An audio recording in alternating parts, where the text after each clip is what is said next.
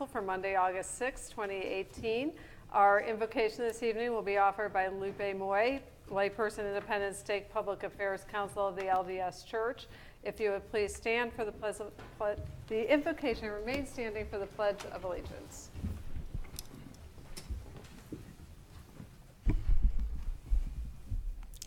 Our kind and gracious Heavenly Father, we come before Thee at the beginning of this City Council meeting, giving thanks for all that we have.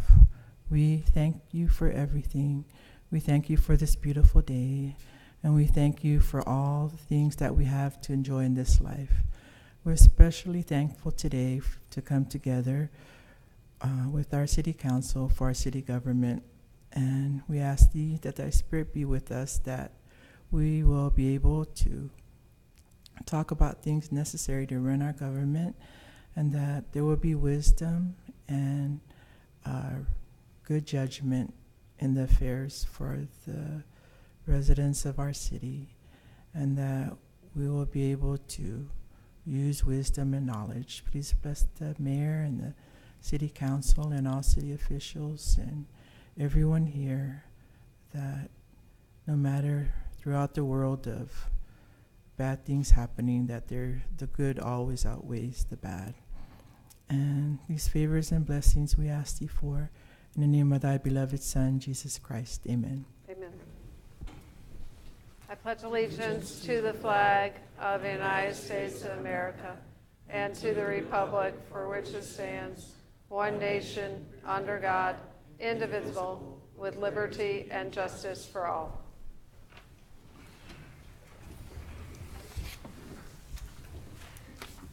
Madam City Clerk, will you please call the roll? Council members Huff. Here. Perkins. Here. Doherty. Here. DeLucy. Here. Robertson. Here. Van Camp. Here. Mayor Weir. Here. Our first presentation this evening is a resolution recognizing Jennifer Polston, Animal Field Services Manager in the Police Department, as the Employee of the Month for August 2018. Madam City Clerk. Whereas the City Employee Recognition Program recognizes outstanding performance by employees of the City of Independence, and whereas an employee committee selects the Employee of the Month for exhibiting the qualities and ideals that best represent public service, and whereas the Employee Recognition Committee has selected Jennifer Polston, Animal Field Services Manager in the Police Department, as Employee of the Month for August 2018. Now therefore be it resolved by the Council of the City of Independence, Missouri as follows: that the City Council of the City of Independence, Missouri joins in recognizing Jennifer Polston as the City of Independence Employee of the Month for August 2018. I'd entertain a motion for approval. Second. Any motion? I move approval. Thank you. Second. Thank you. Is there any discussion? Hearing none, please call the roll. I realize I don't have my little presentation that I normally get for Jennifer, and I apologize for that. We normally I get a little script to talk about why the Employee of the Month was selected and a little personal information. I'm sorry I don't have that with me, but if you would please come up and accept your resolution and our sincere gratitude for all that you have done, especially through the transition from the health department into the police department. And I mean, this is truly one of the things that's most important to the citizens of our community. So thank you for all that you do.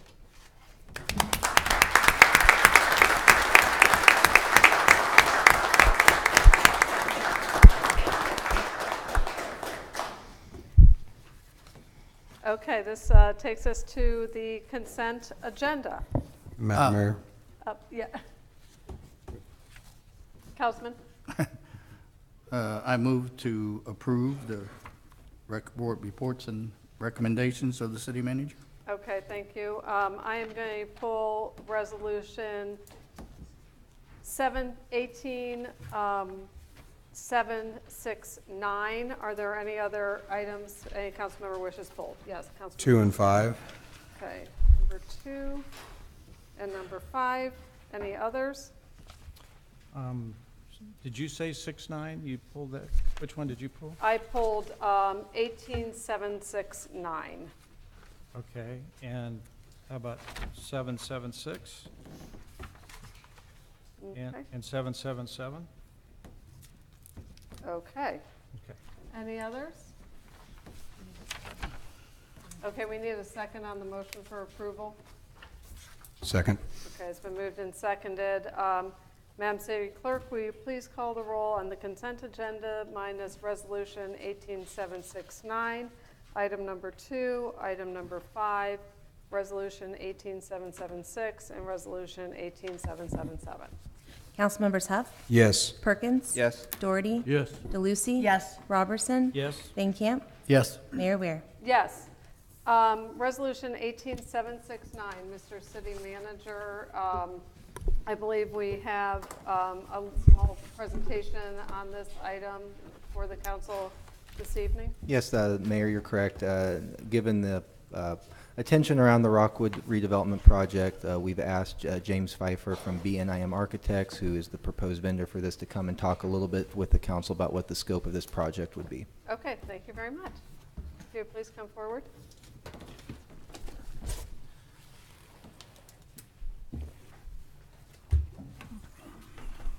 Hi. Good evening. Good evening.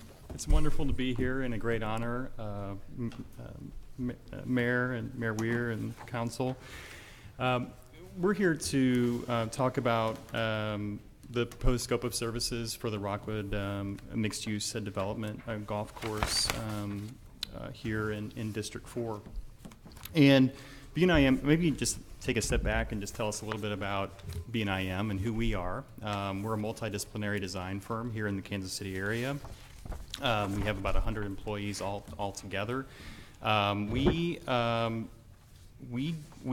interested in delivering beautiful, high-performance living environments for people all across this country, but we're really primarily focused on this area, this being our home. Our president and CEO, Steve McDowell, grew up here in Independence. It's a very, very special place for him and for all of us. And really, there's 4 key objectives for our work. It's essentially an 8-week effort, and it's really a process of discovery, trying to understand and uncover what is it that this place could potentially be. And the 4 key objectives of our work is first to really build on the current assets of the site, and that includes energy and water. To position to further position really the city as a leader in sustainability and attractive, innovative development and investment. The second is to create places that are focused ultimately on health and well-being. The third is to maximize the economic impact for the Independence community. And then finally, the fourth is to build on the Independence tradition of strong neighborhoods. So hopefully whatever ends up happening on this site simply adds to and provides some additional ingredients to make the neighborhood even stronger. The focus of our work is really in four pieces. The first is a discovery and research phase. Part of that would be a project visioning session that would occur. There'd be precedent research that would happen as part of that. And then beginning to talk about a market analysis that will look at local and regional data to evaluate the existing housing, retail, and office markets. The second piece is an analysis, a really intense analysis period, where we'll do a site analysis, essentially. And we'll look at all kinds of data to understand what are the key attributes, what's the infrastructure, what are the key opportunities that we can really build on and connect with. The third piece is a design piece where we really kind of start to roll up our sleeves and start to program the site, develops various scenarios. Part of that is master planning, and really what we're proposing is 2 kind of concept designs that will kind of emerge out of that process.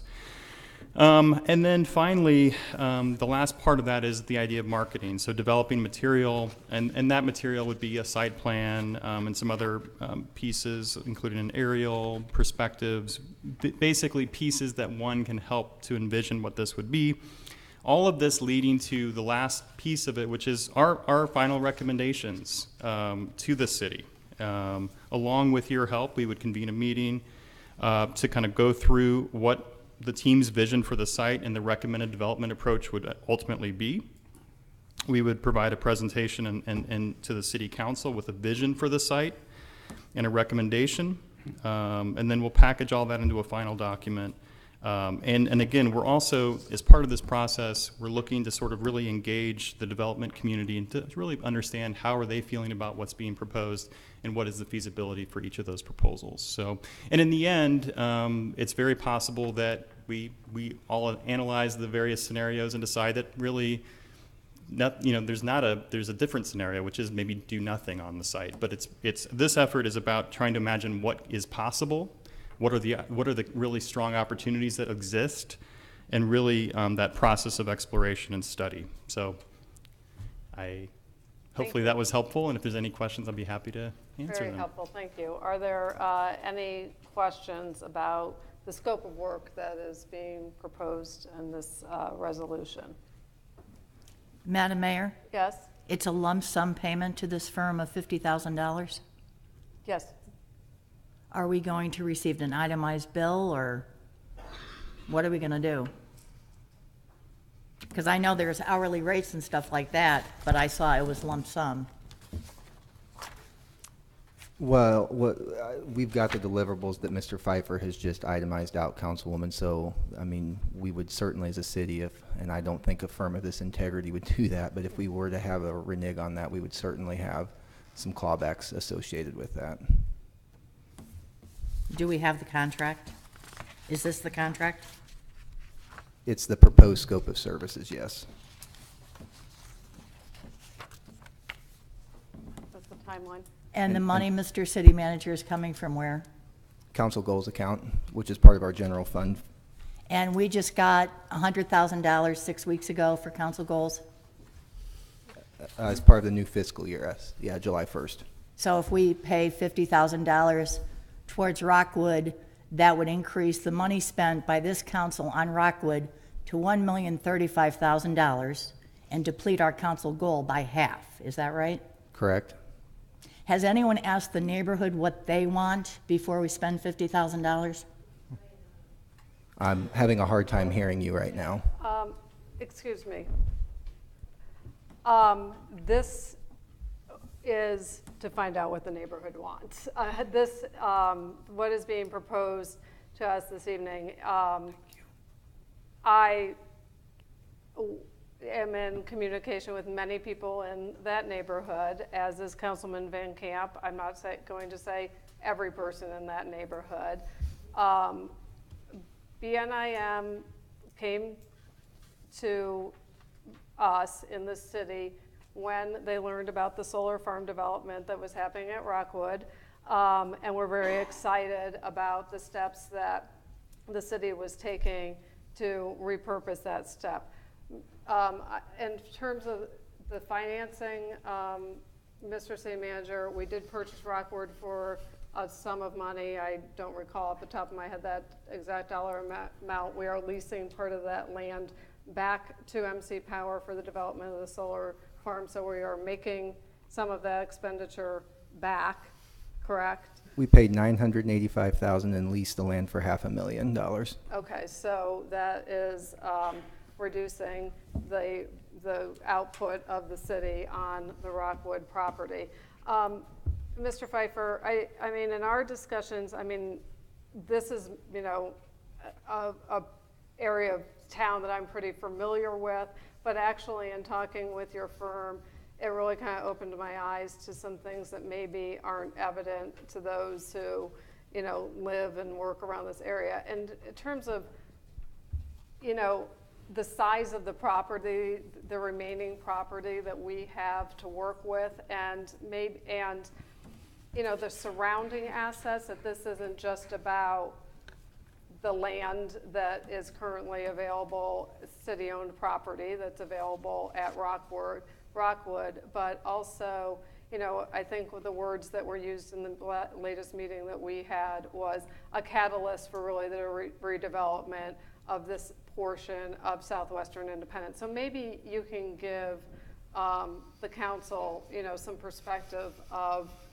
you know, how many different possibilities there may be for not only this land, but what you as a firm see happening in that section of town that makes you interested in wanting to do a project, potentially, help us to do some visioning about an investment that could be made there.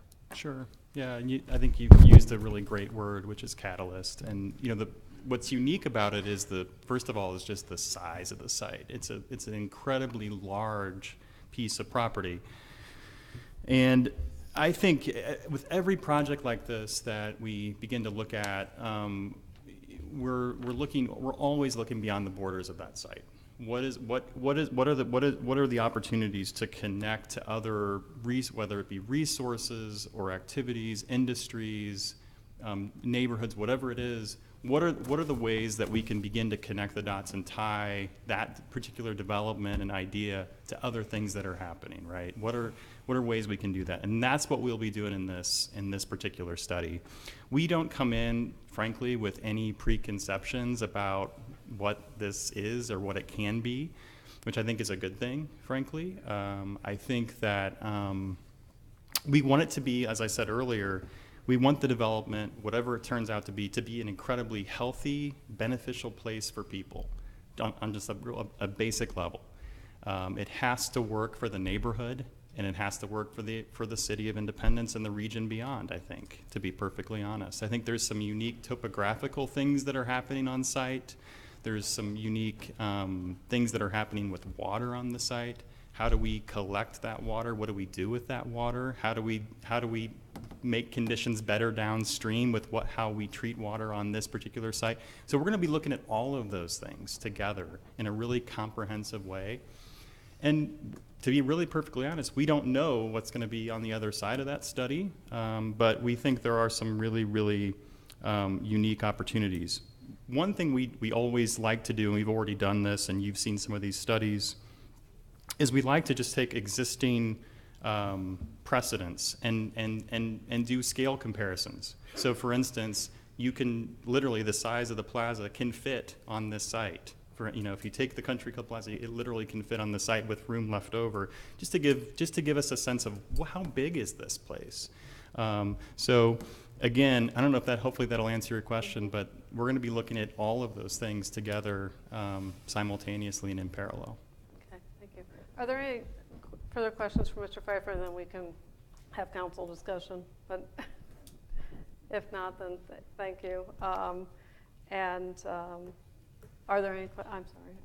I have a question of the city manager. Okay, well, we'll have a motion in a second, then we can have discussion. Thank you very much. Thank you very much. So I would move for approval of 18769. Second. Okay, Councilmember DeLucy.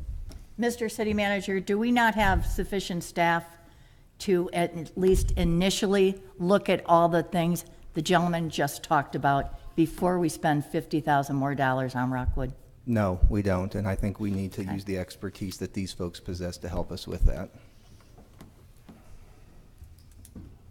Any other comments or questions?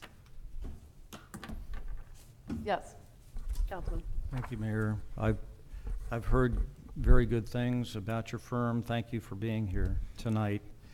So I have high respect, high regard for your firm. So this is not a reflection on that at all. My concern, I guess, for the rest of the council is that here we are a month into the fiscal year, and with this resolution and the other one from the Downtown Redevelopment Committee, we're going to spend all but $4,000 of the $100,000 in the council goals funds for the year, 1 month into the fiscal year. And so I know last year we had a number of things come up that we wished we could have funded, things that we did fund. But we are going to say, by passing this as well as the other resolution, that these two things rise to the level of importance that they overshadow everything else that even could come up the rest of the year. And so my concern, not that we shouldn't do this, because I think at some point we should do this, and probably should do even more once we know where the funding's going to come from. But my concern is, should we put this off for 6 months, make sure something else is not going to come up with the urgency that we need to use those council goal funds for. And so with one of our strategic plan goals to be financially responsible, my concern is, and my recommendation would be that we postpone this for 6 months and then revisit it. Because the property's not going to change. The company, I'm sure, will be happy to come back and do it at that point, or even later. And then maybe we'll be in a better position to actually make a decision and move ahead with it. I don't want to have the study done and then we're locked into this fiscal year without funding to do anything about it as well. So my recommendation would be to vote to postpone for 6 months. I appreciate that. I mean, we do have a healthy fund balance, and we want to keep it that way, certainly, but I don't believe that this is going to prevent us from responding to an emergency should an emergency come up.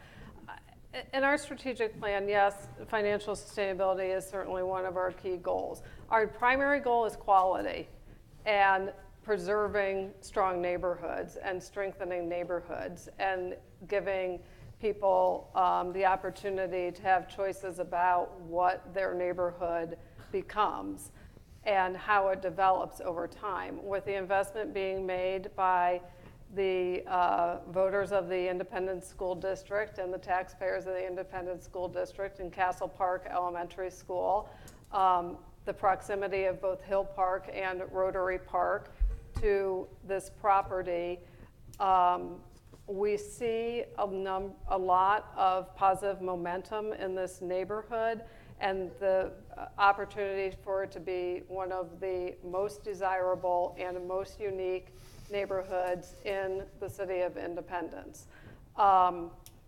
We have spent we've spent a lot of money funding things that we didn't have a vision or a plan for. And whatever we have spent on Rockwood, be it $1 million, $500,000, nobody is going to convince me that we've spent enough money in Western Independence. We have not. We have not made enough significant investment in Western Independence backed by this kind of expertise and visioning process that involves the community. So whatever would be coming forward down the road, I can't imagine what, for me, could be a better investment of our council goals fund is to apply this to our council goals of quality neighborhoods and safe neighborhoods and healthy neighborhoods. So while I know it's early in the year to make this kind of expenditure, I believe that is a wise use of our resources to ensure that this neighborhood and this 40-acre property that we have is destined for a good outcome. Are there any other comments or questions? Hearing none, Madam City Clerk, will you please call the roll? Councilmembers Huff, Yes. Perkins. Yes. Doherty. Yes. DeLucy. No. Robertson. No. Van Camp. Yes. Mayor Weir. Yes. Resolution passes. Councilmember Huff, item number 2. I'd like to move that we postpone this item for 60 days pending the outcome of the energy master plan that we paid for. I don't see any reason to spend $1.6 million on another study, not knowing the future of the power production in the city, if we don't have to. Second. Okay, it's been moved and seconded. Can you tell me the date of the council meeting? Madam City Clerk? So we have a date to postpone to?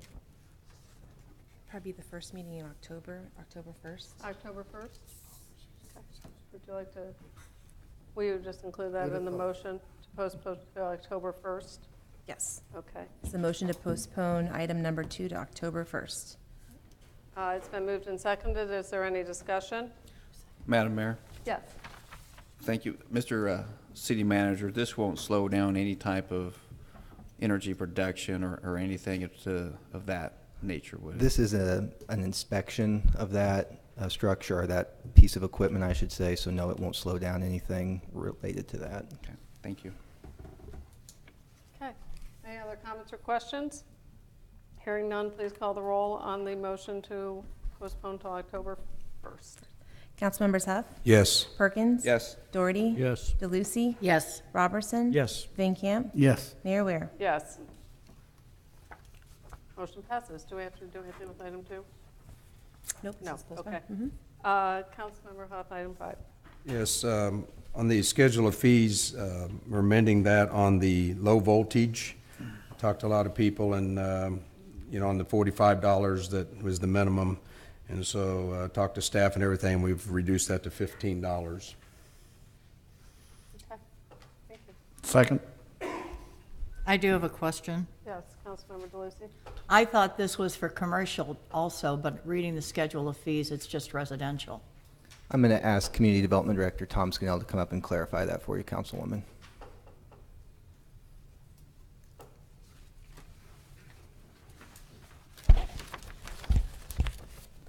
This schedule fee change just applies to the residential low voltage permit.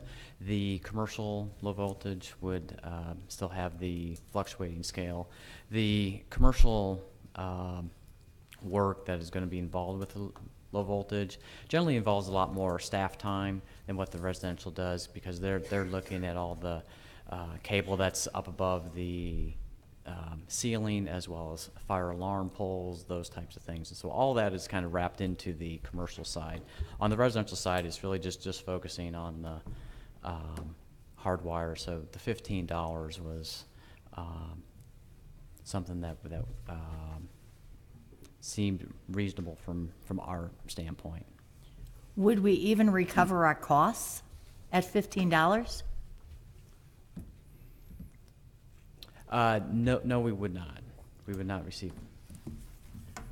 Right. Mr. Scannell, I have a question on that. We have a lot of permit fees that are low cost. That's correct. That don't cover our staff time to go out and That's do these correct, things. yes. But, I mean, from my perspective, the reason for the permitting isn't necessarily to make money. It's to know who's doing work in our city. It's that, and essentially, by reducing it from the original proposal to $15, we're making it not a barrier for people, but at least now we know if there is an issue that we have a record of who's been doing the work. That is correct, Okay, yes. thank you. I have a question too. Yes, So those people that want to do it themselves, are they going to have to acquire a permit fee from the city if they want to install low voltage cameras or Cat 5 cable or something like that? Within their home? Yes. Correct, yes. They could pull their own. They have to Permit. get a permit to do it themselves in their own home? Yes. Correct, yes. Yes. Okay. I think that's overregulation. I can't imagine anybody that's going to do it themselves is going to come up and get a permit, even if it's just $15. I hate to say it, but I think it's kind of a waste of their time, waste of our time It is. at $15. Now, for commercial, that's a different story. But I'm not sure that this type of regulation, people don't like to see the government get involved in their homes, for one thing, and I think a lot of people are going to be a little upset that they have to pull a permit just to work in their own home. So, If I may, yes. don't you have to pull permits for everything you do in your home almost? Anything that is related to any of the codes that we have, if you're doing wiring on your house, doing plumbing, fixing a toilet, those types of things, permits are required for those. And this is for a safety measure. Correct. This is saying that our homes will be safer under these guidelines. Correct. How, I don't see the interference in I mean, if I want to do this and you want to go by the standards of the city and you want it safe, then you would go get the permit. Correct, yes. Thank you. Any other comments or questions? Yes, Councilman? Thank you. Just as Mr. Scannell said, you need a permit to put a fence up, put a deck up, work your sewer line over, work your electric line over, work your water line over. What you want to remember is we now have a third-party administrator for false burglar alarms. And they have very, very high fees once you have several missed calls. As with the police department stated, one of the biggest problems they had with false calls was shoddy alarm work. We would now get the name of the alarm installer to make sure that they registered with the police department. That was the goal of this. And if we have a predominance of false calls attributed to one contractor or one organization, we could better adjust that and save the public from huge costs from burglar alarms.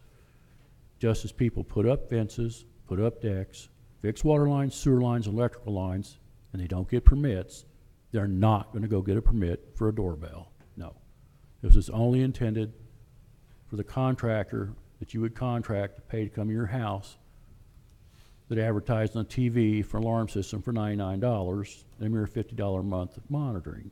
It's this shoddy installs causing additional police calls. We're trying to find out and slow that down.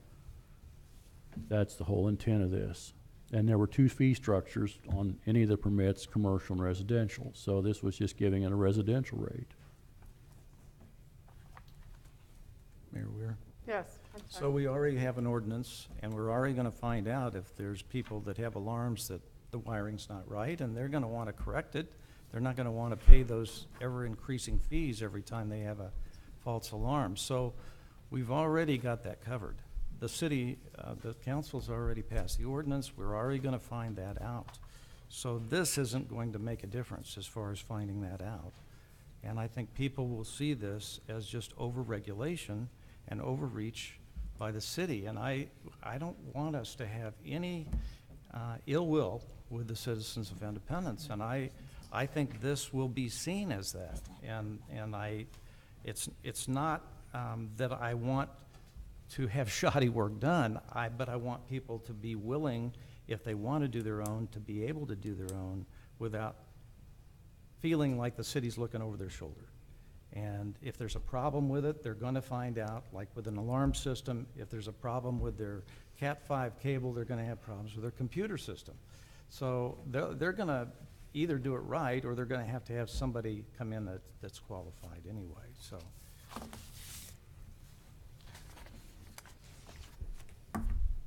Okay. Is there any further discussion? Madam Mayor? Yes, Councilmember Perkins. Sorry, Mr. Scannell.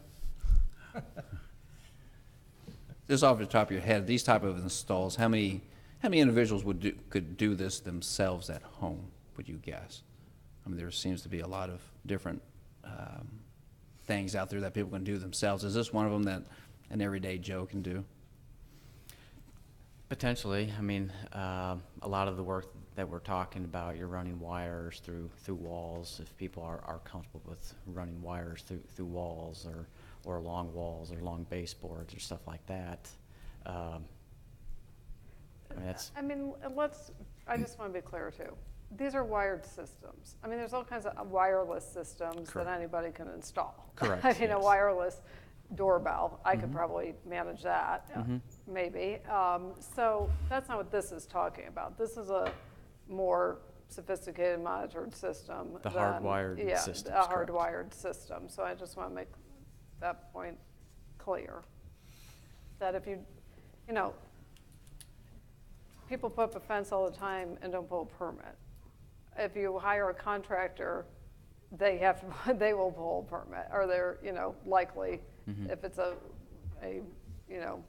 legitimate contractor, they will pull a permit. People, put a deck on their house without pulling a permit all the time. We're not going to go try to, track them down. if they put it in and and the fence falls down, then they put in another one, or they hire somebody to put one in. So, I mean, I think that, you know, as Councilman Dory said, people are doing these, you know, minor home repairs all the time that technically require a permit, and they're just not getting one, and they're not going to get one for this either if they feel like they are capable of doing the work themselves. Correct.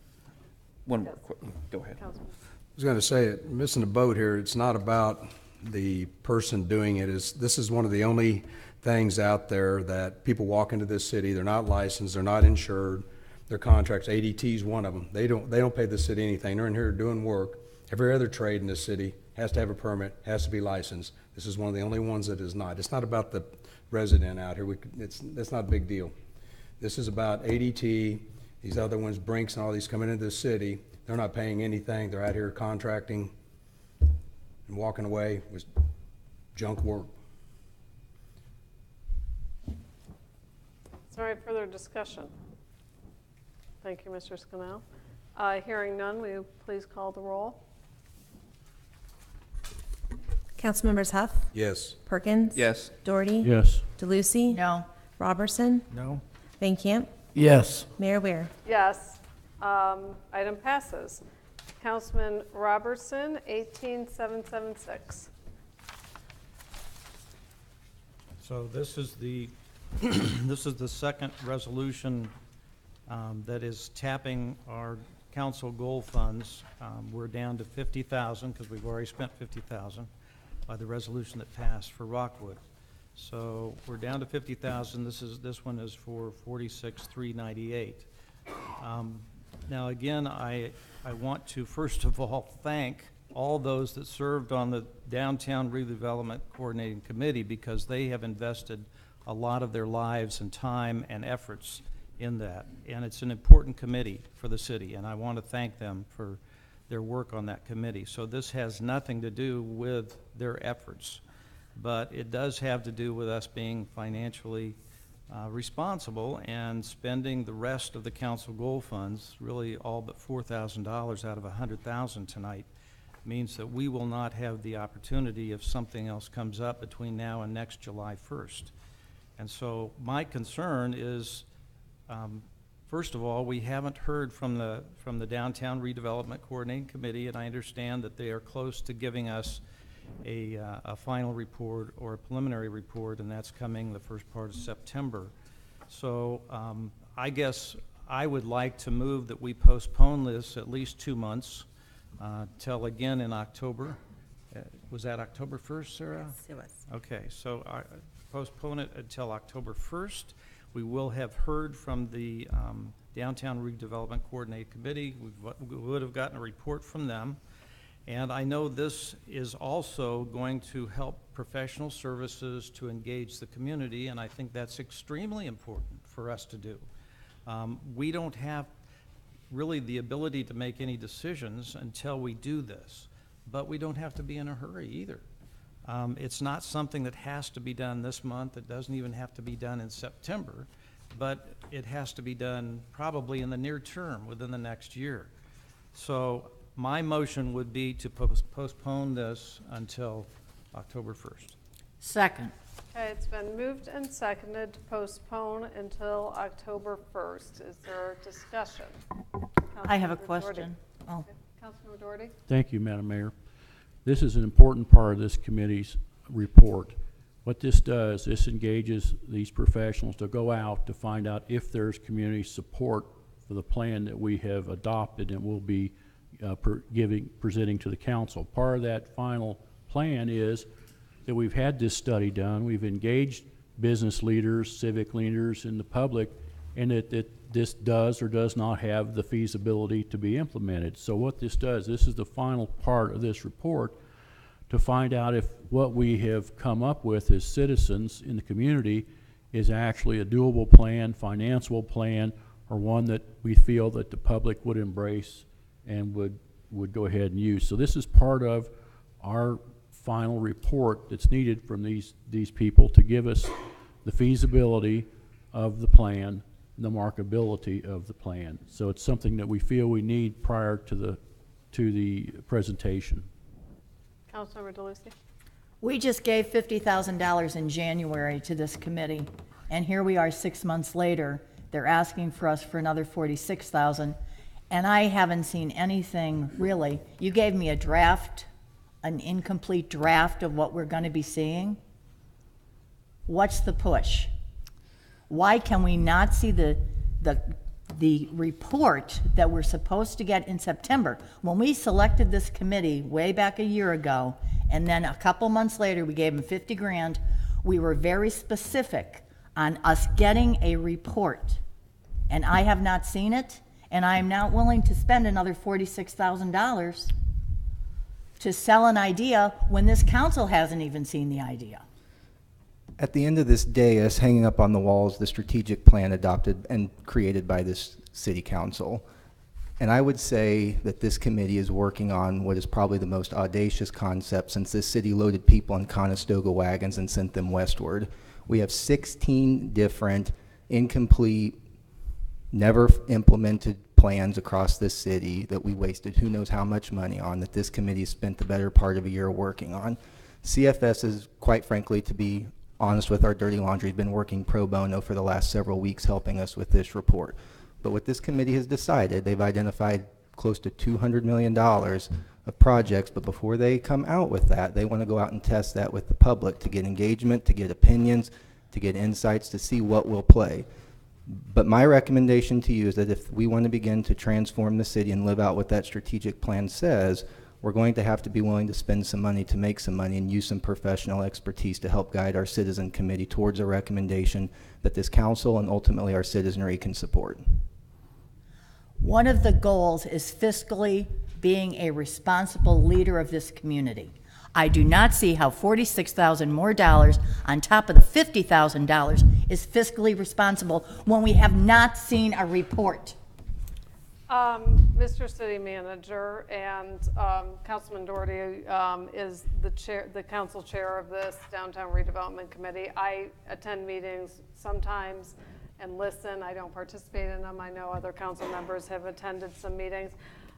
Mr. City Manager, and I know Assistant City Manager Lauren Palmer staffs this committee, I suspect this conversation has happened within the committee about what are next steps to give the recommendations to the council on September the 10th, I believe, is when we're scheduled to get that. That's by resolution, as we gave the committee that deadline to present to us in September. And the necessary citizen engagement part to say, is this work that's been undertaken over the last several months, is this on the right pathway? So, I mean, I've struggled sort of with the timeline on this too. It's like, should the council have an opportunity to hear the presentation and then go out to the community and say, this is what we've been presented, how do you feel about it? Or have that engagement start prior to the council seeing the adopted plan? So if there isn't buy-in from the community, that the committee still has an opportunity prior to the deadline to say, we're not quite on the right track. We need to make some adjustments. So that's the way I'm seeing it, and maybe some Councilman Doherty or Ms. Palmer, who are in these meetings, can give some clarity to that. Yes, Councilman. Thank you. One of the things we did when we first started this, we found out that there were just stacks and stacks of plans that's been done through the years. Some for Fairmont, some for Inglewood, some for the Square, some for the Truman Heritage Area. We had all these plans. They'd all spent money doing studies. But once they were done, they presented them and never had the next step. They never took the next step to say, and how do we implement it? And that's what this does. This tells us, we sorted through all these plans. Some are now outdated. Some, the times have changed. And we pulled together what we feel the best thing that will help define our city. Whether you like the downtown or not, that is the heartbeat of our city. The downtown defines who we are as independents. And if you have a vibrant downtown, you have a vibrant city. This tells us, with this plan, what we would have to do to take the next step. And that's what we were lacking on all the others. They did all this, paid for all these studies, and it's, well, here's your study, good luck, and they left.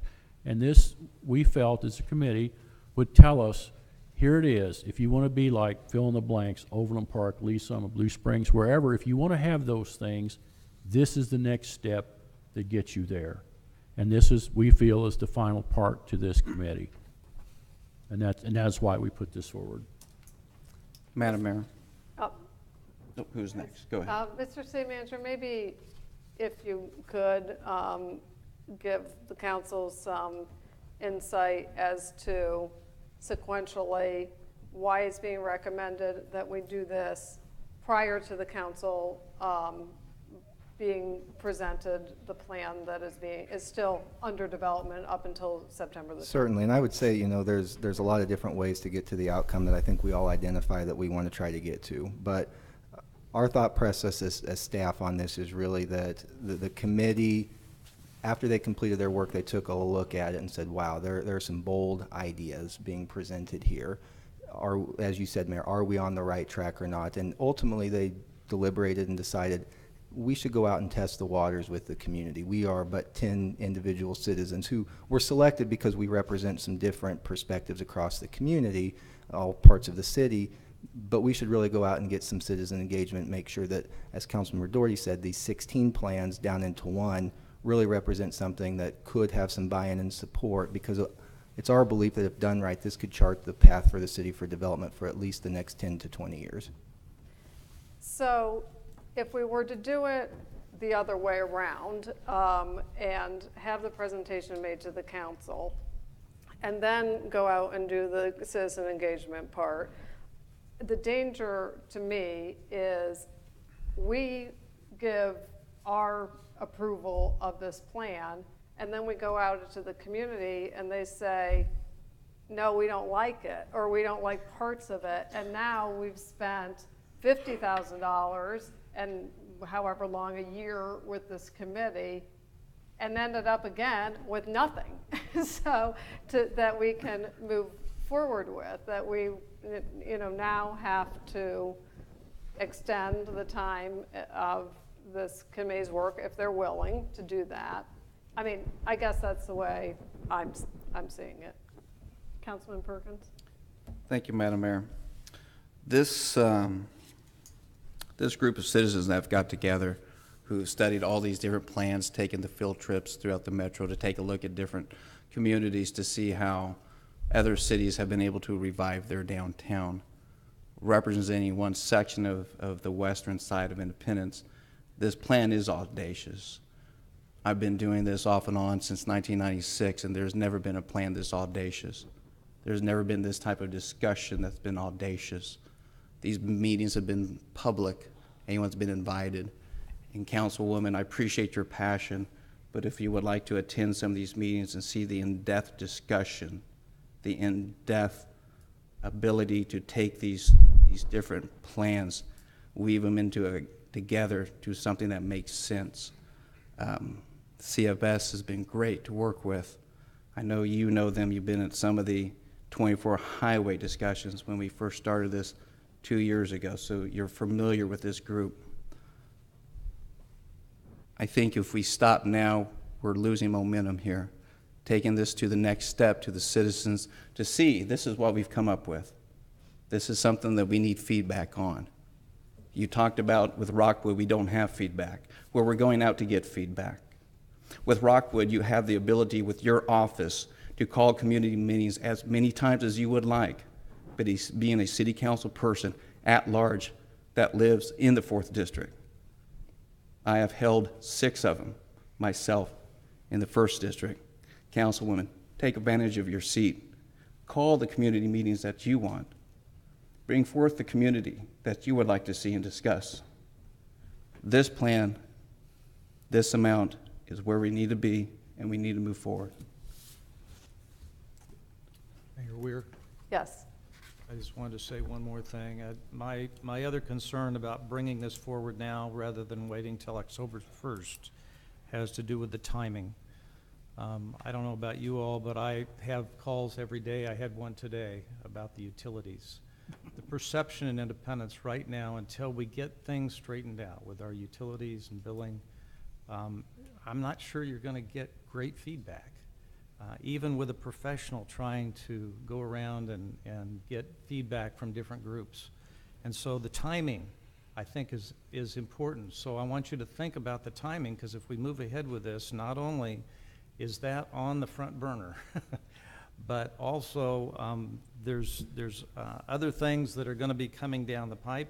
We're going to have to be making decisions with the IPL, and the rate study is going to be coming out in November. So I mean, there's a lot of things coming along, and I hate for this to be asked and the surveys to be done and the interviews to be done to try to determine which of these audacious plans should go forward while that mix of things is going on. I'd like there to be a better spirit, I guess. Then please explain to me, what would you like? Would you like to us go talk to the community or not? Would I like to what? Would you like for us to go speak to the community about plans and what we would like to see, or would you like us not to? Absolutely. I already said I think it's essential that we go to the community. I said it's a timing. I'm just talking about timing, John. Sure.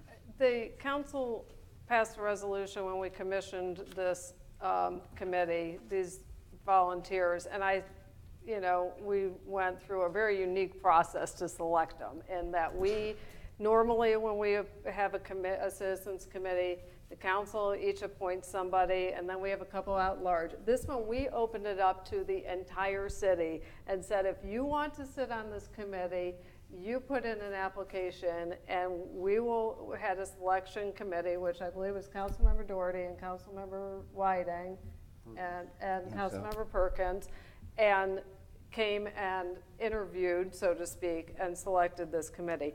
They signed up until September. This is our goal. What we told them is, we are asking you to commit yourself until September of 2018, and gave them that timeline. And I think it's important that we honor that. And while some may feel that the timing isn't right, we can't ask these people just to stay on until the timing is right. They've done their job.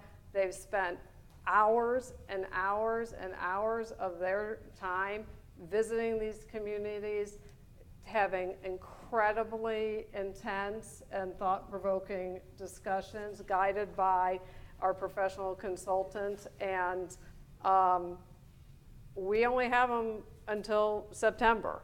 And so we need to, as Councilmember Perkins said, if we want citizen engagement, which I think we all certainly do, we need to do that while we still have this commission in place. There is a motion for postponement. Oh, I'm sorry, Councilmember. Thank you so much, all of you, for not kicking the can down the road. We're going forward on these things, and this is the step that needs to be going forward. I'd like to thank you, Mr. City Manager, for your honesty and your frank output.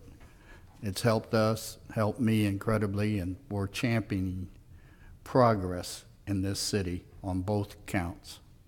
Thank you, all of you. Okay, there is a motion for postponement, a motion and a second for postponement. Is there any further discussion? Hearing none, will you please call the roll on the motion to postpone until October 1st? Councilmembers Huff, No. Perkins, No. Doherty, No. DeLucy, Yes. Robertson, Yes. Van Camp, No. Mayor Weir. No. Motion fails. Councilmember Robertson, would you like to make a motion on? I'll make the motion 18776 To approve? to approve. Second. It's been moved and seconded. Is there any further discussion? Hearing none, please call the roll. Councilmembers Huff, Yes. Perkins, Yes. Doherty, Yes. DeLucy, No. Robertson, No. Van Camp, Yes. Mayor Weir. Yes.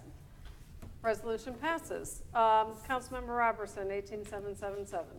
18777 is waiving all the city fee requirements for the Independence Heritage Festival. And while I am in total support of the Heritage Festival, my only concern with doing this is that once we do this, we set a precedent. We have a lot of other festivals in Independence, including Santa Calagon. And once we pass this, we're going to have all of them asking us to waive those fees. And so it's a dangerous precedent to set, and I don't think the fees are onerous. They're not that great for the Heritage Festival. They're not that great for some of the other smaller festivals.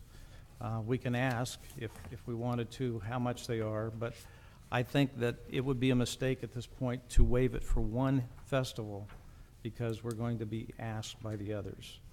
So my motion would be to postpone this indefinitely. Second. It's been moved and seconded.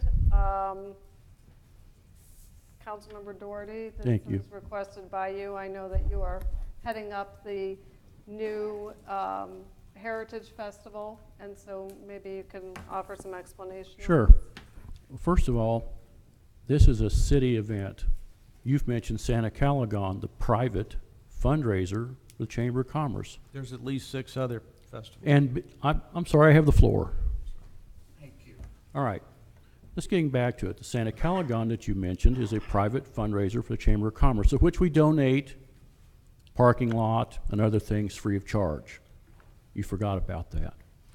This has to do with one thing with food vendors. I've taken 3 different trips down to the Kansas City to the first Fridays where all the food vendors were, the food trucks and the vendors. I asked them, I said, where are you from? I was surprised to find a lot from Independence, Lee Summit, and Blue Springs. Why don't you come to Independence? Because us to relicense our truck in Independence would cost us $300. The food trucks are licensed in Kansas City at about that same amount. Their licensing requirements are based on the FDA food requirements, and they are identical to Independence's. Independence makes them pay that same fee to come to Independence. What we're trying to do, and they also said Kansas City is welcoming to the vendors, welcoming to the food trucks, and Independence is not. I said, we've changed the way we do business in Independence. We welcome these people.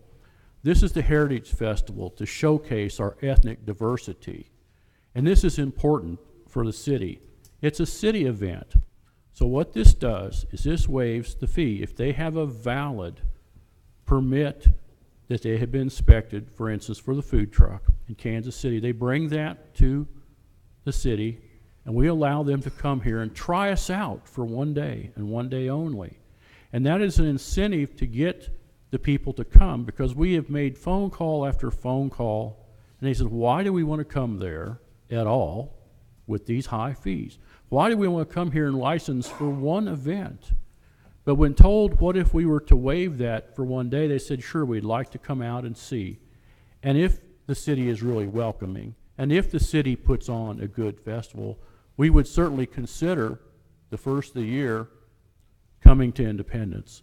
And that's what this is all about, is trying to turn the image of the city around, showcase our diversity with the Heritage Festival as a city event.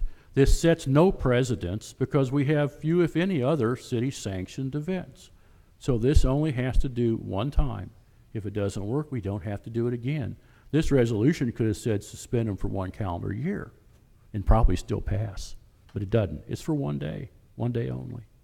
And that is to incentivize people to come here and celebrate our heritage and our Heritage Festival.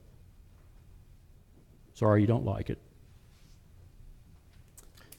Mayor? Yes, Councilmember. I'll repeat that I'm in total support of the Heritage Festival. It's nothing against the Heritage Festival. How many festivals, can I ask the staff, how many festivals the city has? I believe there's around 6 that are city-sponsored or city-supported. I could get back. festivals. I'd hate to hazard a guess off the top of my head, but this is certainly one of the more prominent ones that the city's involved with. But there's certainly a number of committees and commissions that have different standalone events, council member, and we can get a list to the council on that. Mr. City Manager, I think what's different about this one is that this is an event that is heavily focused on food. I mean, the food that is served at the Heritage Festival is an important aspect of the event. Well, we have other, we have EcoFest, we have Pets in the Park, we have, lots of other, we have our runs and, other things. They don't involve the same level of food vendors that this one does, and I think that's what this is primarily addressing. So I do believe, and I was at the Heritage Festival meeting today, again, a public meeting that anybody's welcome to attend, and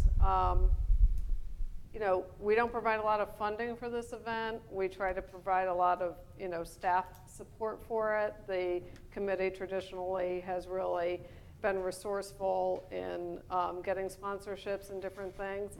And to me, it is, and I expressed to the committee that if this were to pass tonight, this is not a pledge that it's going to be an ongoing commitment year after year after year.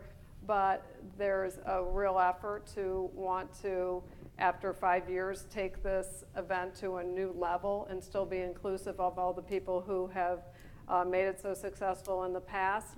So it's simply a way to eliminate a barrier that for this one day to allow us to attract people to our downtown area, to our Uptown Farmers Market, which this council has unanimously supported, to showcase something in our city and make it a little bit easier for this one time. It doesn't mean that we will continue to do it, that we have to continue to do it. If there's other city festivals who would like us to, if there's a similar situation where it would benefit them for us to set aside some of our fees, then I think this council would consider it. Doesn't mean they're not going to be inspected. It doesn't mean that we're going to lower our standards. And I think, if there's other situations where people can, appeal to this council and say it would really help our event to reduce some of these costs for city events, then I don't see why the council wouldn't consider that as well. Madam Mayor? Yes. First Fridays down the crossroads, I believe, as that event started out, that they were offering their vending trucks free of charge to go down there and to provide their wares and stuff. In my last read in the newspaper, they're up to 25 to 30,000 people on a First Friday event.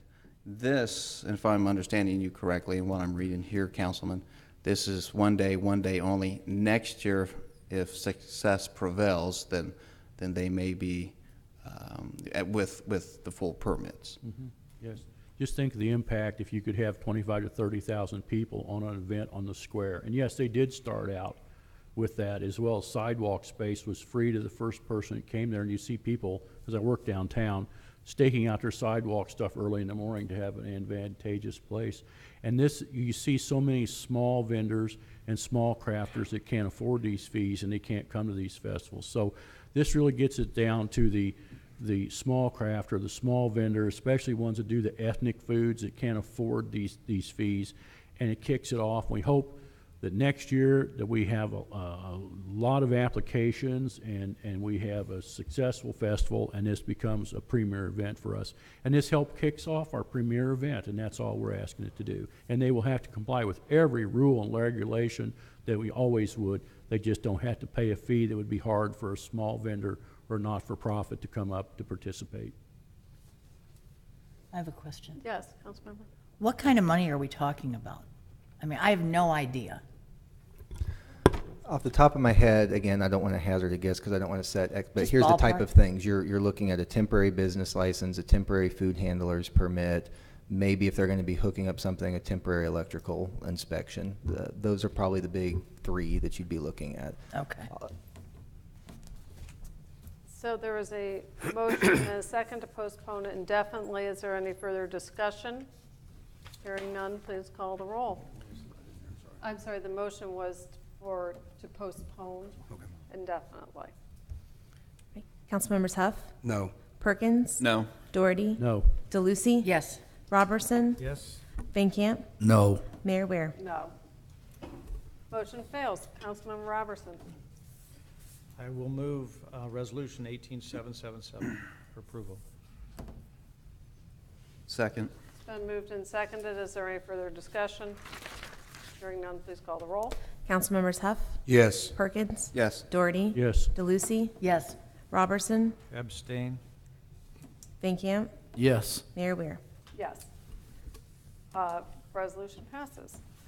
Okay, this brings us to our regular agenda and our public hearings. Mr. City Manager, before we proceed with the public hearings, there is something a little out of the ordinary on the agenda tonight where we normally have these public hearings in association with the second readings, and these are all on, I believe, all three on the agenda as first readings. Since we are scheduled and notified the public hearing for this evening, Madam City Clerk, would it be appropriate to read these as emergencies and vote on them tonight, which would be our normal council procedure? Yeah, the two, our rezoning and our special use permit are usually on the second readings, so we could read those two ordinances as emergencies tonight. On the property tax rates for the city budget, any finance kind of public hearing we've had, we have done it on the first readings. Okay. And so that's a little bit different. I think the But the rezoning. first two, Yes. okay. So we will have the public hearing and then proceed with our regular agenda. And the council, I guess, can, if somebody chooses to make a motion that we read these as emergencies, that would be more in keeping with our normal procedure. But let's go ahead with the public hearings first and let you think about that. So our first public hearing is for the application by Mark S. Cosgrove requesting a rezoning from 01 office residential and C2 general commercial to C2 general commercial for the property located at 1208 and 1210 East US 24 Highway. This is new information only. Yes, Mayor, members of the council, Tom Scannell, Community Development Director. There's no new information to report on this case. Are there any comments or questions from the council? Hearing none, this public hearing is closed. Our second is a public hearing for the application by Mark Cosgrove requesting a special use permit to operate a used vehicle sales business at 1208 and 1210 East US 24 Highway. This is new information only. Mr. Scannell. Yes, Mayor, members of the council, there's no new information to report on this case. Are there any comments or questions from the council? Hearing none, this public hearing is closed. Our next public hearing is a proposed property tax rates to be set by the City of Independence for the fiscal year beginning July 1st, 2018, based on the current assessed valuation by Jackson County and Clay Counties. This is a full public hearing. Ms. Ayers. Hi, good evening, Mayor, members of council. Kristen Ayers, your Human Management Fellow. This public hearing is part of the annual process for setting the tax levy on real property. Just a reminder, the city does not have a tax on personal property. This public hearing was advertised on Saturday, July 28th, and the proposed levies have been reviewed by the state auditor. There are no adjustments to the proposed tax levies from what was printed on the notice of public hearing. I am following the process required by the state constitution and statutes, and since part of Independence is located in Clay County, we must file our levy rates with the county clerks by September 1st. The total levy for both general and public health and recreation proposes .7049 per $100 of assessed valuation. In comparison, the 2017 levy was set at .7031. The levy for the Independence Square Special Benefit District is proposed to be .5795 per $100 of assessed valuation, which is the same rate set in 2017. These rates are subject to review by the state auditor. Thank you very much. Is there anyone present who wishes to speak in favor of this item? Anyone present who'd like to speak in opposition? Any comments or questions from the council? Hearing none, this public hearing is closed. This takes us to our non-ordinance action item. Madam Mayor, Yes. we have one individual who is wanting to speak on this item, and I would make a motion to the council that we suspend our rules of order to allow Mrs. Bolt to speak. Second. It's been moved and seconded to suspend the rules to allow for the speaker to address the council before the vote. Is there any discussion? Hearing none, please call the roll. Councilmembers Huff, Yes. Perkins. Yes. Doherty. Yes. DeLucy. Yes. Robertson. Yes. Van Camp. Yes. Mayor Ware. Yes. Carol Bolt wishes to speak to the council in opposition of the application made by 24 Highway Thriftway. Ms. Bolt, if you are here, if you would please come to the podium, state your name for the record. My name is Carol Bolt. Mayor Weir and council members, as I said, my name is Carol Bolt, and I live in District 1 at 1602 North River Boulevard in Independence, Missouri. The reason I tell you this is my home is right next to Mount Grove Cemetery, so it's just down the street from the place that we're talking about today. I also have an insurance office on the Independence Square that my husband and I have run now in Independence and also in District 1 for over 35 years. I come to you today to speak in opposition to granting a liquor license for 24 Highway Market, groceries, and liquor. And the reasons I speak in opposition to this liquor license are for the following reasons. I have lived off of 24 Highway in District 1 now for 42 years, and in Independence my entire life. And as I spoke before, my husband and I have had our insurance office, Stephen Bolt Insurance Services in District 1, for over 35 years. We have been business owners, but we have always leased, but we have taken pride in our business and the appearance of what it looks like on the outside and inside. My view of opposition is due to the fact that 24 Highway does not need another establishment selling alcohol. Within a 1/2 mile radius of this establishment, you have at least no less than 7 other places, convenience stores, gas stations, and even a couple of grocery stores where you can already purchase alcohol. And less than a mile, you have 3 different schools, Bryant being the closest, William Chrisman High School, and Bryant Ott Elementary. You have 2 family parks, McCoy and Mill Creek, that are supposed to be family activities geared to have children there. And less than 3 blocks east, you have one of the biggest draws to Independence, and that would be the Truman Library. I feel it would be to Independence's advantage to keep 24 Highway with establishments that would provide a welcoming instead of people wanting to just rush through.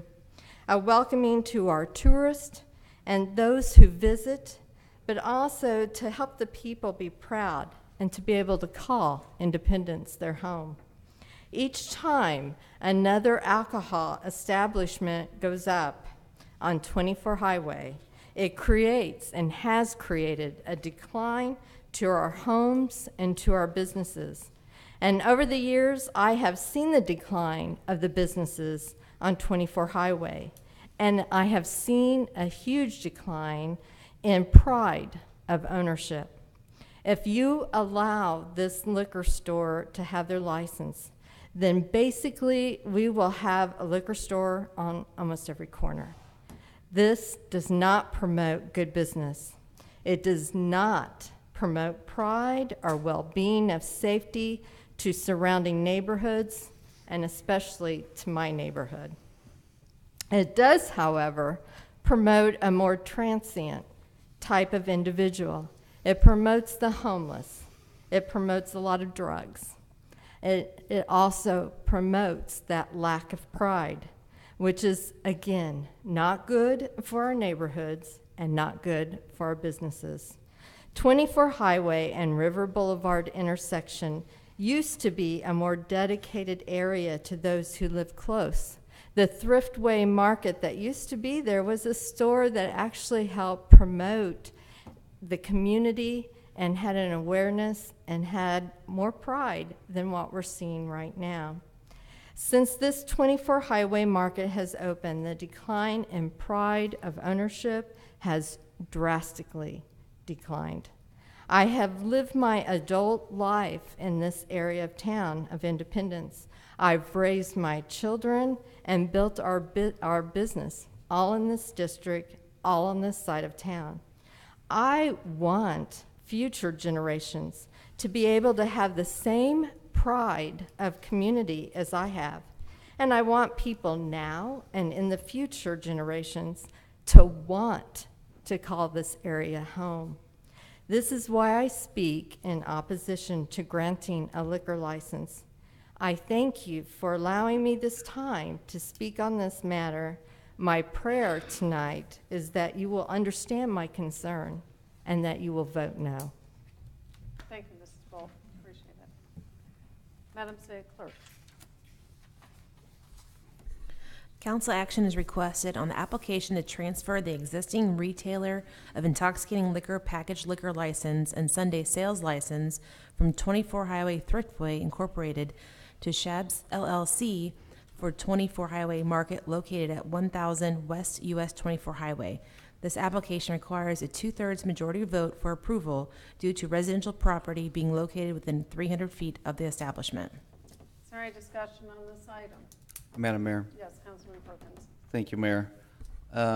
Within your council packet that you have all received, you have the report given. I'm going to just allow Mrs. Bolt's comments stand on their own, and I will also allow the report given by Officer Nunn to stand alone. For those reasons, I'll be voting no on this. Thank you very much. Any other discussion on this item? Hearing none, please call the roll. Councilmembers Huff, No. Perkins, No. Doherty, No. DeLucy, No. Robertson, No. Van Camp, No. Mayor Weir. No, item fails. This takes us to our second readings. Madam City Clerk. Bill number 18-061, an ordinance finding, determining, and declaring the necessity of acquiring general utility easements and temporary construction and grading easements for the 9th and Winter Stormwater Improvements Project number 9814, authorizing the negotiation and eminent domain proceedings if necessary, approving the plans and specifications for the project, authorizing the use of experts as needed, authorizing and directing the execution of documents, and payment of funds to property owners or others holding property rights in conjunction with the project. Second and final reading. Is there any discussion on this bill? Hearing none, please call the roll. Councilmembers Huff, Yes. Perkins, Yes. Doherty, Yes. DeLucy, Yes. Robertson, Yes. Van Camp, Yes. Mayor Weir. Yes, ordinance passes.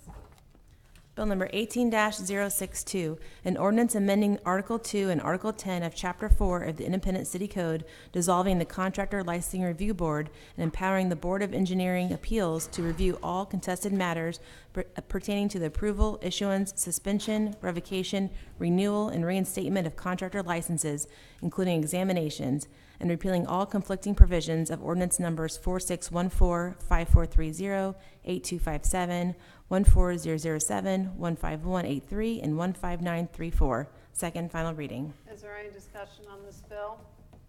Hearing none, please call the roll. Councilmembers Huff, Yes. Perkins, Yes. Doherty, Yes. DeLucy, Yes. Robertson, Yes. Van Camp, Yes. Mayor Weir. Yes, ordinance passes.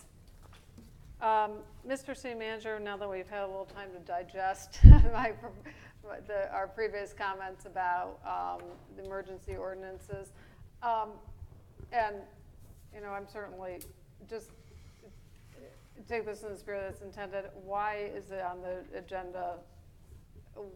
I don't want to say incorrectly, but not by the normal procedure that we are accustomed to. I think it was just a quirk this time around. Just, okay. Correct. Just an oversight, okay. That said, we will be having the first readings on these this evening. We'll just proceed. Madam Mayor? Yes. Well, 66 and 67. 66 and 67, okay. Would you like to make motion? Yeah, motion to do the emergency reading on them tonight, so we can keep this thing rolling. Second. Okay, it's been moved and seconded. Is there any discussion on reading 18066 and 18067 as emergencies? They will require 2/3 majority vote for approval as emergencies. Were these advertised as first readings, Mr. City Manager? Like, does the public think we're just doing a first reading on these tonight? We only publicly noticed, of course, for the public hearing component, and then the agenda that went out, of course, noticed them as first readings. That would be correct. Okay. Okay. Let's, oh, I'm sorry. Is there, I guess we have to vote on it. Is there any further discussion? Okay, Madam City Clerk, will you please call the roll on, do you want to do them separately, or can we do it as one motion? We can do it as one simply because they are kind of connected. Okay, We usually do them separately, but since they're Okay. connected, it kind of Okay. makes sense. okay. Okay. This is for approval for emergency ordinances. Councilmembers Huff, Yes. Perkins? Yes. Doherty? Yes. DeLucy? No. Robertson? Yes. Van Camp? Yes. Mayor Weir? Yes, I'll start with 6-3. yeah, that's, do them in order. All right. Bill number 18063, an ordinance authorizing acceptance of the 2018 Midwest High-Intensity Drug Trafficking Area Memorandum of Understanding for DEA Task Force Initiative and related documents with the Kansas Bureau of Investigation for a grant award in the amount of $146,166, making the necessary appropriations, authorizing future change orders for additional funding and/or time extensions, and authorizing certain future appropriations. Bill number 18-064, an ordinance authorizing acceptance of a grant in the amount of $310,050 from the Missouri Department of Transportation for reimbursement of overtime for the Police Department for impaired driving enforcement and youth alcohol compliance checks from October 1st, 2018 to September 30th, 2019, authorizing future change orders and/or time extensions for the same project and making the necessary appropriations. Bill number 18-065, an ordinance authorizing acceptance of a grant in the amount of $182,550 from the Missouri Department of Transportation for reimbursement of overtime for the Police Department for a crash investigation software license, LET-SAC conference fees, and hazardous moving violations enforcement from October 1st, 2018 to September 30th, 2019, authorizing future change orders, extensions, amendments, or addendums for additional funding for the same project and making the necessary appropriations. The next two bills will be read as an emergency. Bill number 18-066, an ordinance amending the zoning district map as to a tract of ground located at 1208 and 1210 East US 24 Highway from District 01 Office Residential and District C2 General Commercial to C2 General Commercial in Independence, Jackson County, Missouri. Bill number 18-066, an ordinance amending the zoning district map as to a tract of ground located at 1208 and 1210 East US 24 Highway from District 01 Office Residential and District C2 General Commercial to C2 General Commercial in Independence, Jackson County, Missouri. Second and final reading. Is there any discussion on this bill? Hearing none, please call the roll. Councilmembers Huff, Yes. Perkins? Yes. Doherty? Yes. DeLucy? No. Robertson? Yes. Van Camp? Yes. Mayor Weir? Yes, ordinance passes. Bill number 18-067, an ordinance approving a special use permit to operate a vehicle sales business at 1208 and 1210 East US 24 Highway in Independence, Jackson County, Missouri. Bill number 18-067, an ordinance approving a special use permit to operate a vehicle sales business at 1208 and 1210 East US 24 Highway in Independence, Jackson County, Missouri. Second and final reading. Is there any discussion on this bill? Oh, yes, Councilmember Doherty? I thank you, Madam Mayor. I just can't believe somebody's against this, because what this is, this gets rid of a problem. This, and correct me if I'm wrong, Councilman Perkins and Huff there, this is the car dealer that's located across the street in the flood zone from the Fairmont Liquors. This is the car dealer they've blamed for all the flooding. This car dealer is moving off that site, digging back open the pit they claim caused the flooding, so the city of MoDOT and Sugar Creek can go together and stop the flooding. I can't believe people be against this. Then this goes and to a place that was repossessed in the second district and sold at a sale. It opens this back up that used to be a bar and grill is a car lot. Now, granted, we don't need another car lot. I'll give you that. But it's better than an empty building. That empty building will now have employees. They've paved the parking lot or going to pave it, in the process of paving it, put new lights up, and buy utilities from the city. I can't believe anybody is against this kind of progress. Fixing the flooding in the first district and filling an empty building in the second district. I'm just stunned that someone would be against this. And the quicker we get it done, the quicker we stop the flooding, and the quicker the city realizes the profits from the sale of utilities. So I wholeheartedly support this, and I'm stunned that someone wouldn't support this. Madam Mayor? Yes, Councilmember Perkins. To your question, yes, this is the car lot, and this is not a magic bullet, but this is definitely a positive step in the right direction for sure. That is the car lot, correct? Thank you. So my understanding on this is that by allowing this business owner to relocate to a different location, we can't do any work on that area as long as his car lot is sitting there. I mean, it's infringing on his private property for either us, the city of Sugar Creek, or MoDOT to come onto his private property to start to address this issue. That's simplified my understanding of why it's advantageous to the situation to relocate this business so we can get at that piece of property and figure out the solution that is affecting businesses in our city. Yes, and this is, you know, a area that is a combination of Sugar Creek, where we identify the problem is probably starting from a MoDOT issue with the surface of 24 highway, and then the businesses that are independent businesses who are being repeatedly negatively impacted by the flooding that the situation is causing.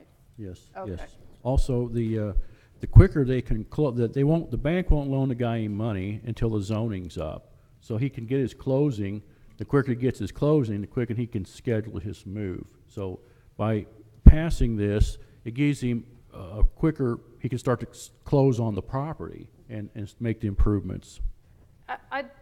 I'm just going to say, I generally don't like unplanned emergency ordinances, but I feel like this was our error in the way that this was, you know, was scheduled this evening for whatever reason, and things happen, but I don't think that the expectation of the property owner is that the public hearing is in conjunction with the vote on the item. So, you know, that's why I feel it's okay to support this tonight. I don't generally, you know, like that, but, you know, it's our mistake. So I think that we shouldn't add insult to injury by making him wait 2 more weeks. Madam Mayor? Yes. If I can add, I was at the Planning Commission meetings that they had several Tuesdays ago, and a lot of good questions were asked, and Mr. Cosgrove was there to give answers and stuff too. I feel very comfortable with proceeding. Okay, thank you. Madam Mayor? Any further discussion? Yes, Councilman? This just shows this has been a problem for a long time, and we got the council now moving forward, just as we did on the other things tonight. We're not waiting on it anymore. Thank you for this. I've sat in on a couple of meetings also and talked to Sugar Creek and those people. And whereas I did not shoulder the deal, you guys were kind enough to let me know, and this is progress, and this is what we're about. Thank you. Thank you. Is there any further discussion on this bill? Hearing none, please call the roll. Councilmembers Huff, Yes. Perkins, Yes. Doherty, Yes. DeLucy, No. Robertson, Yes. Benkamp, Yes. Mayor Weir. Yes, ordinance passes. Thank you. Bill number 18-068, an ordinance amending Chapter 4 of the Code of the City of Independence, Missouri to require a low-voltage electric permit. Bill number 18-069, an ordinance authorizing an agreement with the Missouri Highways and Transportation Commission for the Public Transit Operating Assistance Grant in the amount of $16,731 for operating expenses associated with the transit service for the period of July 1, 2018 through June 30th, 2019, and making the necessary appropriations. Bill number 18-070, an ordinance levying tax on all real property subject to taxation on January 1, 2018, within the corporate limits of the City of Independence, Missouri, for general revenue and public health recreation purposes, and for the Independence Square Special Business Benefit District, said levies and assessments being separate and distinct, all for the fiscal year commencing on the first day of July 2018 and ending the 30th day of June 2019. Bill number 18-071, an ordinance finding, determining, and declaring the necessity of acquiring temporary construction and grading easements for the 10520 East US 40 Highway Drainage Improvement Project, authorizing the negotiation and eminent domain proceedings if necessary, approving the plans and specifications for the project, authorizing the use of experts as needed, authorizing and directing the execution of documents, and the payment of funds to property owners or others holding property rights in conjunction with the project. Bill number 18-072, an ordinance amending ordinance number 7755 and repealing ordinance number 10024 concerning membership criteria for the Independence Square Advisory Board. Bill number 18-073, an ordinance amending Article 1 of Chapter 5 of the Independent City Code, removing the restriction to operate mobile food units within the geographic boundary of the Independence Square. Bill number 18-074, an ordinance authorizing the city manager to execute an agreement between Independence Power and Light and CenturyLink for joint use pole attachments. This will have no effect on any tax revenues or general revenues. Bill number 18-075, an ordinance amending articles in Chapter 2, Alcoholic Beverages of the Independent City Code, reorganizing the list of public facilities able to authorize alcoholic beverages at approved events and adding the Uptown Market. The next two bills will be read as emergencies and considered by the council. Bill number 18-504, an ordinance approving a final plat of Voorhees Vale PUD 13th plat lots Q5-L and Q5-R at 12701 and 12703 East 47th Terrace Court South in Independence, Jackson County, Missouri, and declaring an emergency.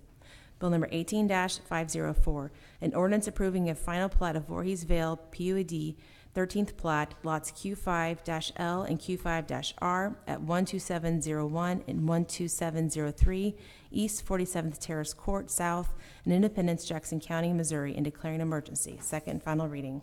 Is there any discussion on this bill?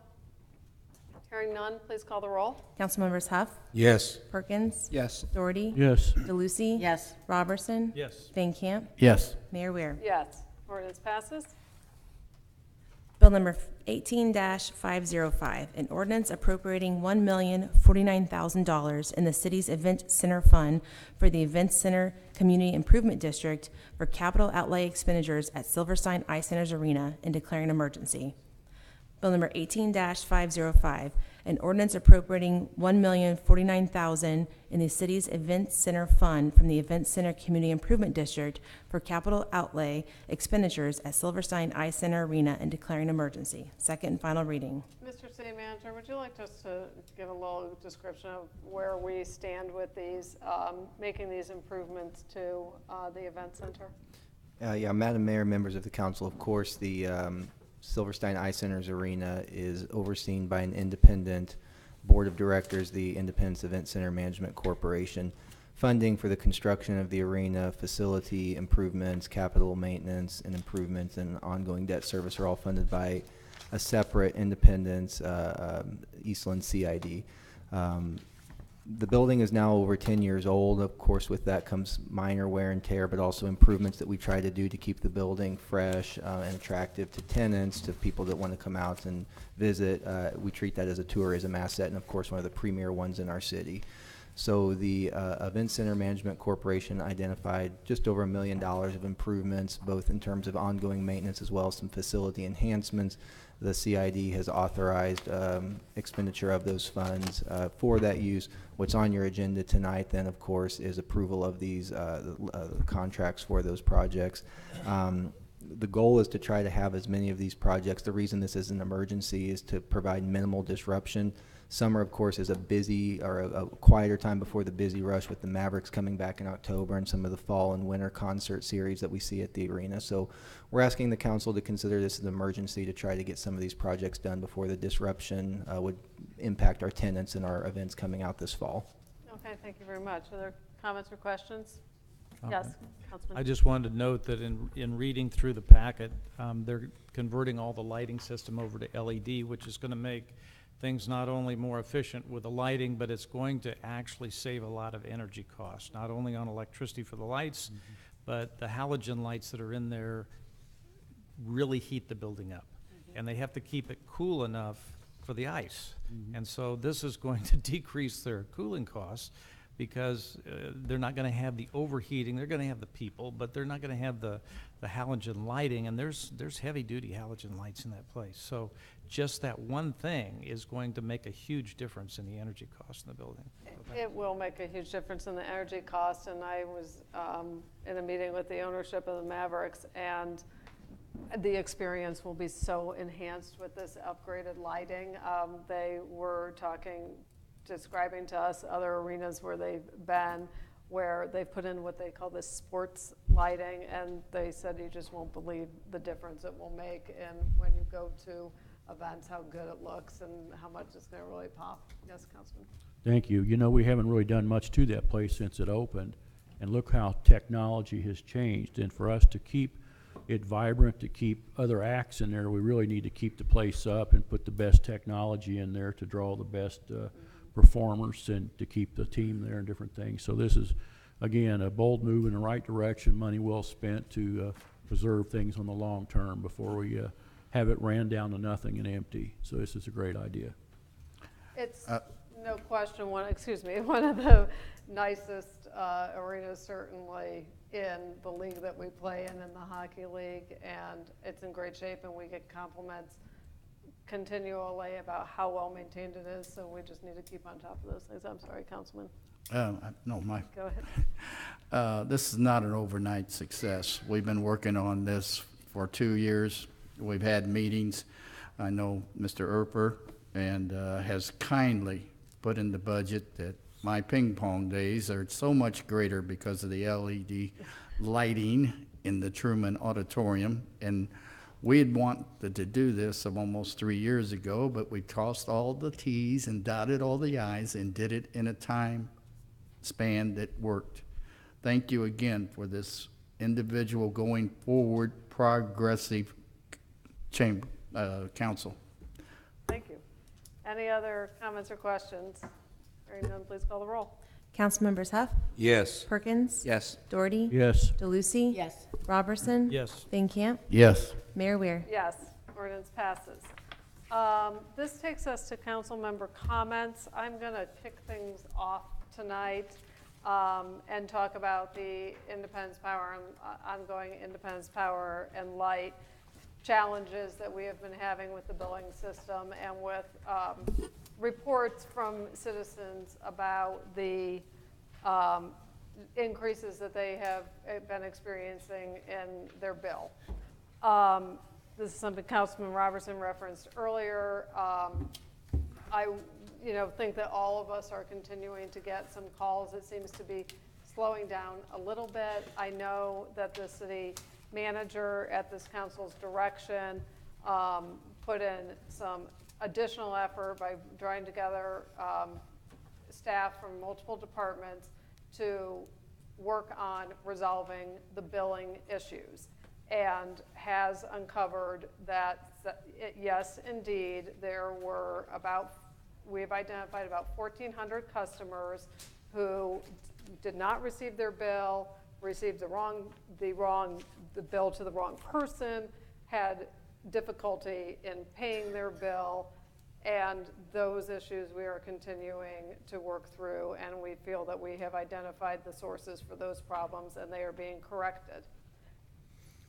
The issues about the amount people are being billed, we are still working through. I know personally I have personally referred a handful of customers. I'm not going to say it's thousands or hundreds or dozens.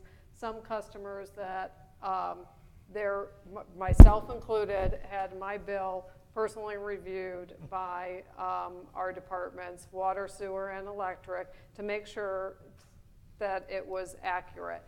That is continuing. We have not come to a conclusion on that. We, as a organization, have instructed our management analysts to do an independent internal audit on the cost and the dollar amount that people are being billed. I'm going to ask Jordan to come up and talk a little bit about his role in this organization and that process. But I will say, for the citizens that have contacted me, we are going to do this internal independent audit and see what that reveals. If this council is not satisfied with the extent and the conclusions of that audit, then we'll talk about taking the next steps. We are determined to get this right. I don't for a minute think that dozens and maybe hundreds of citizens are just wrong, but either there's an error or we are not adequately explaining why their bill is what it is, what they are receiving. So, Mr. Elena, if you'd like to go Sure. ahead. Good evening, Mayor, members of the council. Jordan Elena, City Management Analyst. And for the benefit of those watching, the Management Analyst position is a charter outline position.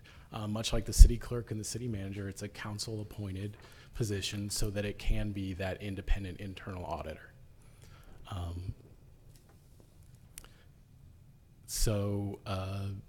Last week, the mayor had asked me if, and the city manager had asked if it would be appropriate for me to look at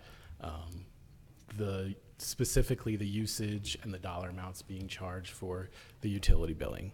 And I think that sounds like a great idea, because being independent, being a council employee, allows me the independence and the flexibility to review the decisions made by city manager and the rest of the city. So a little bit about my process when I work on audits in general. I like to interview city staff, kind of get their perspective, what's going on from their perspective. I also like to start with raw data, and that's going to be a big piece in this audit. Working with our technology services department as well as the city utilities to gather raw data on individual account consumption, as well as the charges for each account. That way I can compare the usage as well as those fees being charged.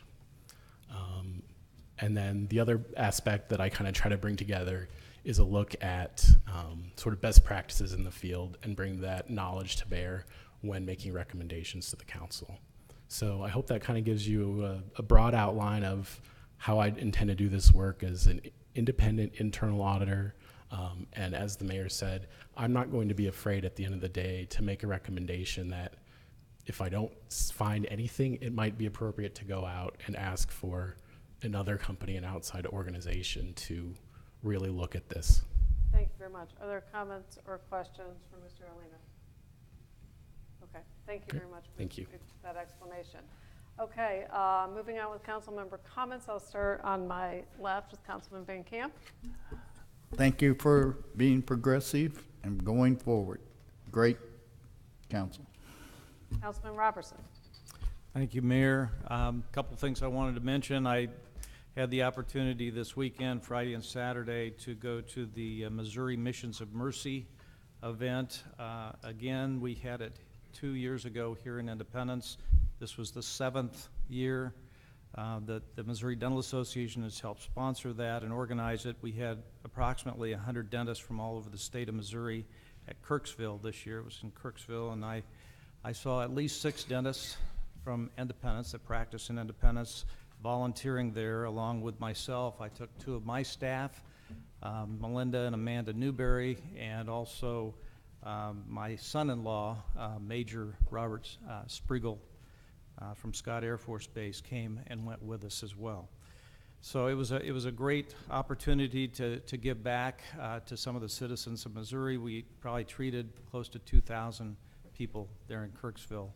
Next year it will be held in St. Joe, Missouri. So they move it around every year. Hopefully one of these years we'll have it back in Independence.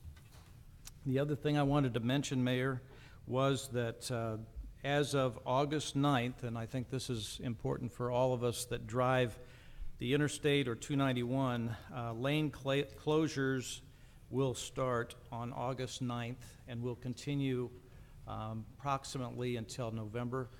There's going to be exit closures starting probably the next day on August 10th, which means you will not be able to exit or enter I-70 from 291.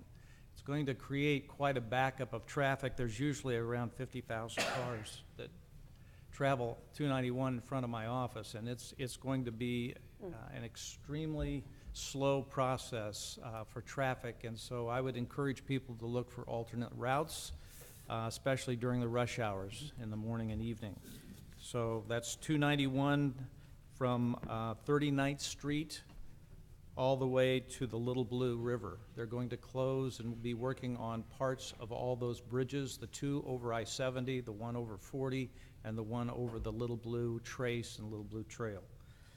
So, thank you, Mayor. Thank you. That was a lot. Yeah. Councilmember DeLucy. I want to encourage everybody to come out to our Pioneer Spring Cabin meeting. We've already had one, very well attended in Conference Room D last Thursday. Our second one is this coming Saturday morning at the Sermon Center at 10 in the morning. We attempted to do a Facebook Live interactive type of meeting on last Thursday, and that failed. So we are not going to attempt it again. Therefore, I really encourage people to come out.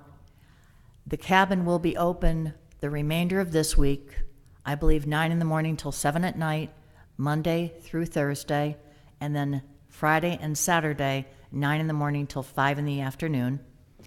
And then we hope to have some kind of report back to this council regarding the citizens' engagement in the Pioneer Spring Cabin. It's been very encouraging to me. Second thing, don't forget tomorrow's Election Day. Third thing, Rockwood, dead trees.